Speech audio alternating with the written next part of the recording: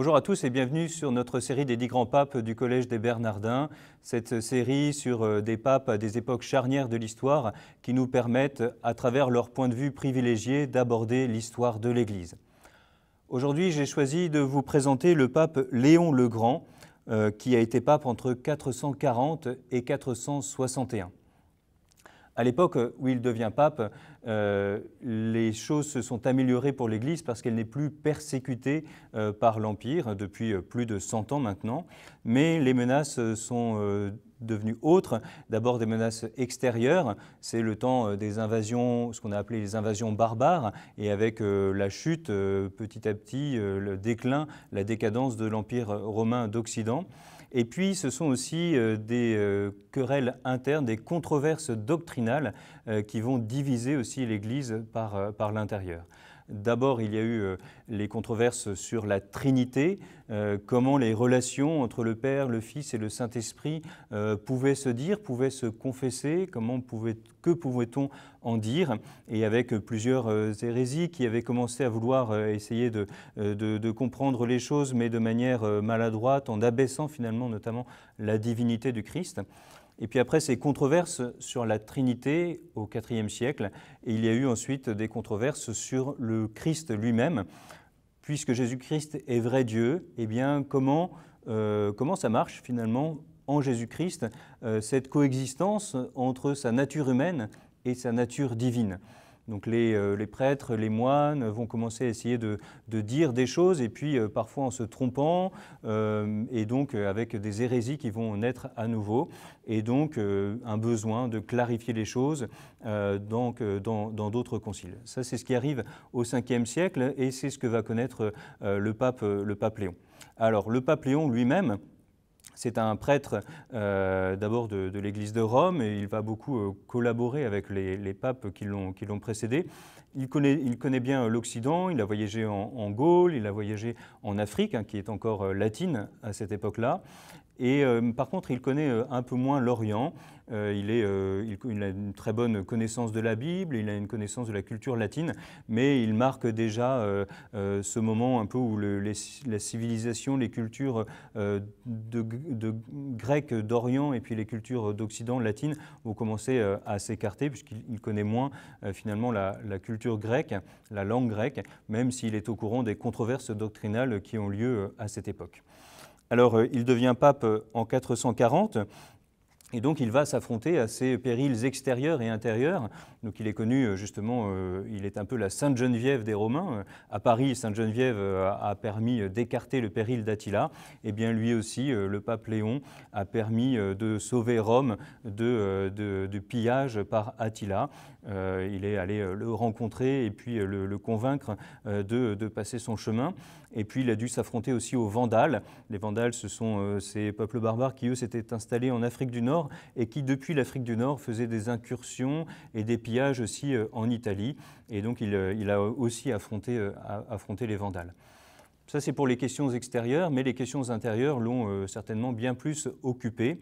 Et donc, je vous le disais, ce sont les questions sur la nature du Christ, les natures du Christ, comment peuvent coexister la nature divine et la nature humaine en Jésus-Christ. Avant que le pape Léon devienne pape, il y avait eu des premières controverses à propos du titre de Marie, Mère de Dieu. En effet, on se disait, alors c'était l'opposition sans cesse entre Constantinople et Alexandrie, donc Constantinople et puis le foyer très vivant de l'Église égyptienne à Alexandrie. Et donc, à Constantinople, à cette époque-là, il y avait le patriarche Nestorius qui disait, eh bien non, on ne peut pas dire que la Vierge Marie est mère de Dieu, elle est seulement mère du Christ, parce que, eh bien, en Jésus-Christ, la nature humaine et la nature divine sont trop séparées pour qu'on puisse dire que Marie est mère de Dieu. En fait, effectivement, on se dit mère de Dieu, Dieu n'a pas de mère, n'a pas de père. Dieu est Père, Fils et Saint-Esprit et il n'est engendré par personne d'autre. Et ça ferait de Marie une sorte de déesse. Mais parce que Dieu s'est vraiment fait homme en Jésus-Christ, eh bien Marie est devenue mère de Dieu. C'est la question qui a été réglée au Concile d'Éphèse, de dire que l'unité en Jésus-Christ de la nature humaine et la nature divine permettait de donner à Marie le nom de Mère de Dieu. Et donc on avait appuyé au Concile d'Éphèse en 431 sur l'unité dans la personne du Christ des deux natures humaines et divines.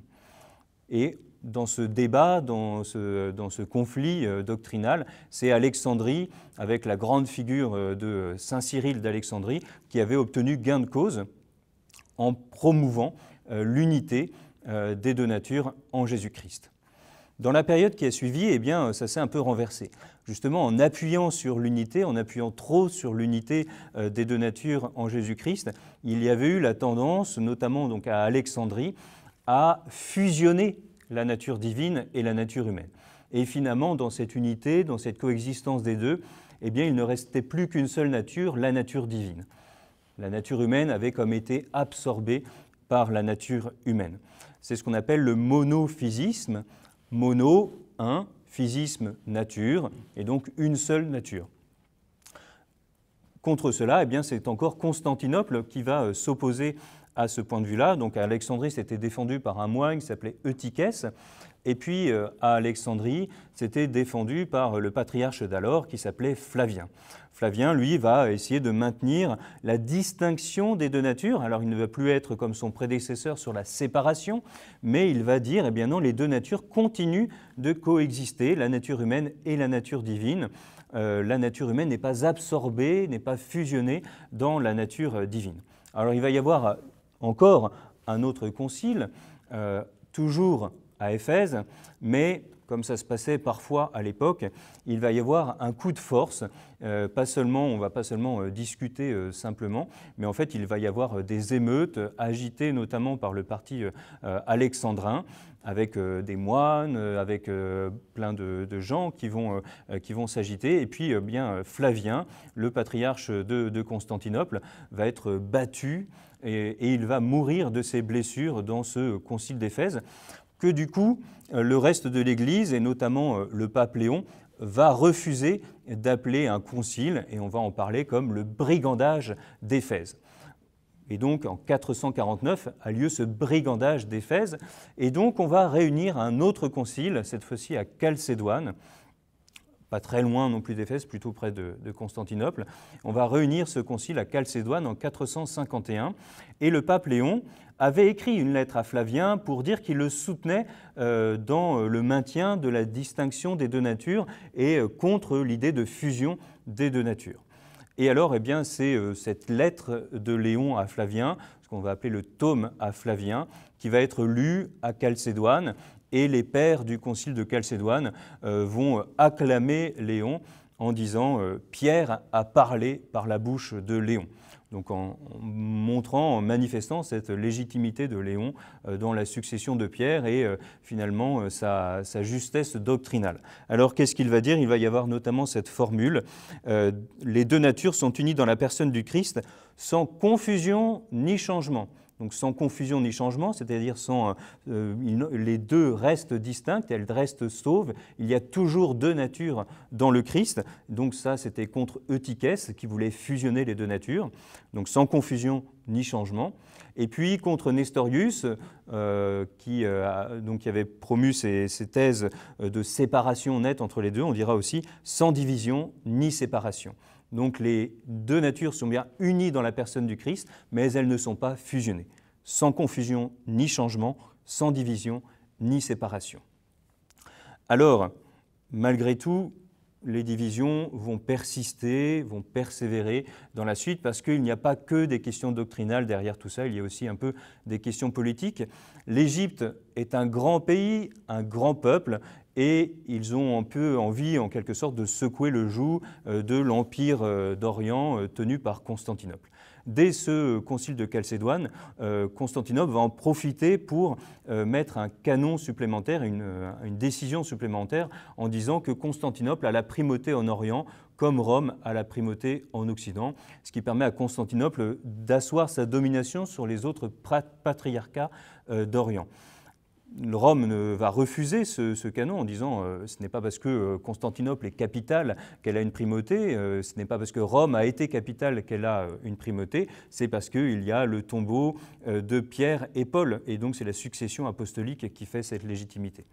Et donc, derrière les controverses doctrinales de l'Égypte contre Constantinople, il y a aussi, ça ne se réduit pas à ça, mais il y a aussi cette dimension politique de défiance vis-à-vis du pouvoir politique de Rome et de Constantinople. Et après le concile de Chalcédoine, eh bien, les monophysites vont continuer, notamment c'est ce qui a donné naissance à l'Église copte qui, encore aujourd'hui, a son autonomie propre.